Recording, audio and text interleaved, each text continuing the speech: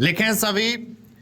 प्रधानमंत्री नरेंद्र मोदी ने भाजपा के राष्ट्रीय अधिवेशन को संबोधित करते हुए जिस तरह एक बार फिर यह कहा कि भाजपा अपने बलबूते 370 सीटें जीतेगी और राष्ट्रीय जनतांत्रिक गठबंधन यानी राजग 400 से अधिक सीटें हासिल करेगा, उससे यह स्पष्ट है कि वह आत्मविश्वास से भरे हैं और तीसरी बार सत्ता में वापसी को लेकर सुनिश्चित हैं।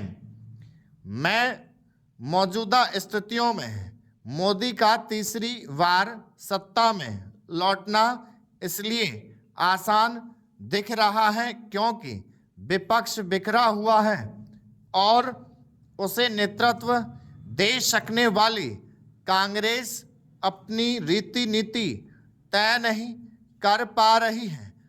कुछ समय पहले जो INDIA भाजपा का मुकाबला करता दिख रहा था, वह बिखराव और टूट-फूट से ग्रस्त है।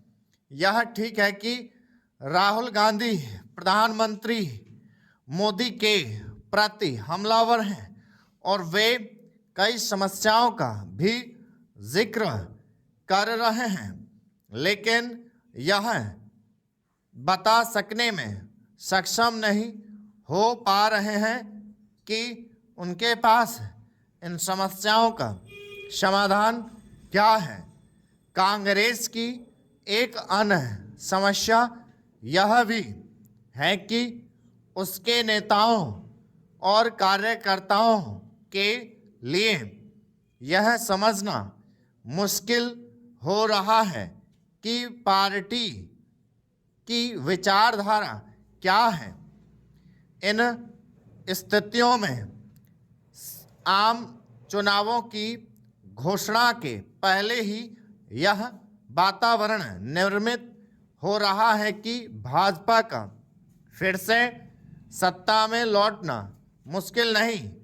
प्रधानमंत्री मोदी ने राष्ट्रीय अधिवेशन को संबोधित करते हुए जिस तरह अपने कार्यकर्ताओं को यह संदेश दिया कि वह सरकार की योजनाओं और उपलब्धियों से आम जनता को अवगत कराएं और उनका भरोसा जीतें, उससे यह भी स्पष्ट है कि वह अनुकूल माहौल के बावजूद कोई कोर कसर बाकी नहीं रखना चाहते।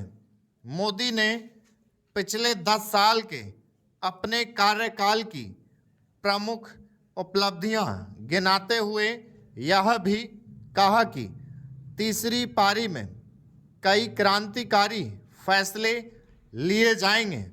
हालांकि अभी तक ऐसे कोई स्पष्ट संकेत नहीं है कि संभावित क्रांतिकारी फैसले कौन से होंगे, लेकिन पिछले 10 वर्षों का मोदी सरकार का अनुभव यही बताता है कि तीसरे कार्यकाल में मोदी की दिशा और दशा में निर्णायक बदलाव लाने वाले फैसले लिए जाएंगे। भारत को एक विकसित राष्ट्र बनाने के लिए ऐसे फैसलों की आवश्यकता भी है। इससे इनकार नहीं कि पिछले 10 सालों में अनेक क्षेत्रों में महत्वपूर्ण कार्य हुए हैं, लेकिन इसकी भी अनदेखी नहीं की जा सकती कि अभी काफ़ी कुछ किया जाना शेष है।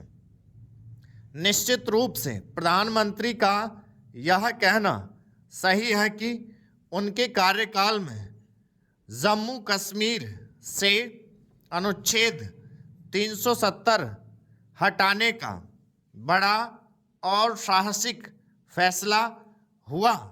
स्टॉप